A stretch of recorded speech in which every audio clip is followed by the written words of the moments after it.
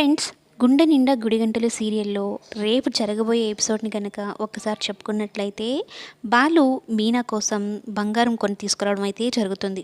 అయితే మీనా శపథం చేసిన విధంగా పుస్తెల తాడు ప్రతిదీ నాకు సంబంధించిన నగలన్నీ మా ఆయనే కొంటాడని చెప్పుంటుంది కదా. ఇప్పుడు బాలు పుస్తెల తాడు కాకుండా మంగళసూత్రాలు అంటారు కదా, అవి అయితే కొన్ని తీసుకుని వస్తాడు. అయితే ప్రభావతి అవి చూసి అబ్బా ఇవే ఏదో తొలం బంగారం తెచ్చినట్టు పెద్ద బిల్డప్ ఇచ్చారు కదా అంటే, మీనా ఉండి నాకు ఇవే గొప్ప, నేను ఈరోజు చెప్పాను కదా మా ఆయన ఖచ్చితంగా నా కోసం బంగారం తెస్తాడని, చూసారా మరి ఇదే జరిగినప్పుడు మా ఆయన నాకు ఇంకా కొంటాడని మీకు నమ్మకం రావడం లేదా అన్నట్టు ప్రభావతికి దిమ్మ తిరిగి షాక్ ఇస్తుంది. అయితే బాలు మీనాలు ఇద్దరు కలిసి తమ గదిలోకి అయితే వెళ్తారు. అవి చూసుకొని సంతోషపడిపోతూ ఉంటుందన్నమాట మీనా. మీనా ఇవి మాత్రమే తెచ్చామని ఫీల్ అవుతున్నావు అంటే, ఎందుకండి ఫీల్ అవ్వడం, నేను చాలా హ్యాపీగానే ఉన్నాను, మా మొళ్ళ కంప కదా అంటూ తన్ని పొగుడుతూ ఉంటుందన్నమాట.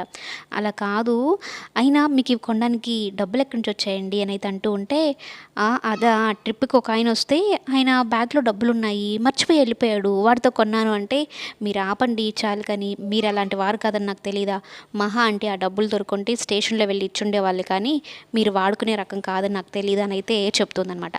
అలాగే అవి చూసుకొని సంతోషపడి మీకు రేపు ఒక సర్ప్రైజ్ ఇస్తాను అని చెప్పని అక్కడ నుంచి వెళ్ళిపోతుంది. అయితే సర్ప్రైజ్ ఏంటి అంటే, బాలు మీనాలు ఇద్దరు కలిసి వాళ్ళ అమ్మ వాళ్ళు గుడి దగ్గర పూలు అమ్ముతూ ఉంటారు కదా, ఆ గుడికి అయితే వెళ్తారనమాట. అక్కడే ఒక మంచి ట్విస్ట్ అయితే జరగబోతుంది.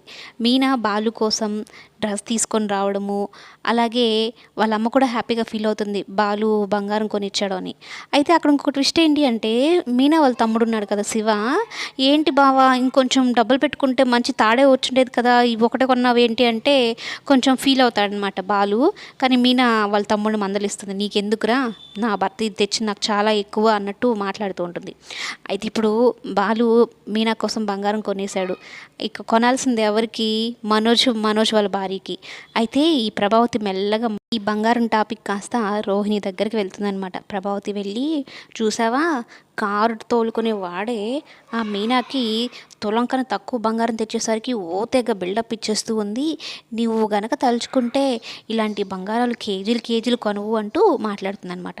నా కోసం కూడా మనోజ్ కొంటాడులేండి అత్తయ్య అంటూ ఉంటే, మనోజ్ కదమ్మా మీ నాన్నకు ఒక్క ఫోన్ కొడితే కేజీ బంగారం అయినా ఇట్టే ఇచ్చేస్తాడు అంటే, మా నాన్న చాలా బిజీగా ఉన్నాడు బిజినెస్లో ట్రిప్లు అన్నట్టు అంటూ ఉంటే, ఏంటమ్మా ఎప్పుడు చూసినా అదే చెప్తూ ఉంటావు, సరేలే మీ మామయ్య ఉన్నాడు కదా, మీ మామయ్యకైనా చెప్పు డబ్బులు వేస్తాడు, మనం ఇటు కొనుక్కుందాము అన్నట్టు అంటూ ఉంటే, ఏం అటు తిరిగి ఇటు తిరిగి ఏది ఇంట్లో జరిగినా కూడా నా మీదకే తీసుకుని వస్తుంది, ఇప్పుడు కేజీ బంగారం కొనాలంటే నేను ఎక్కడ పోయి దూకై చావాలి అంటూ రోహిణి తిట్టుకుంటూ ఉంటుంది. అదే కోపంతో పార్లర్కి కూడా వెళ్తుంది. అక్కడ విద్యకు చెప్తే విద్య నవ్వుకుంటుంది.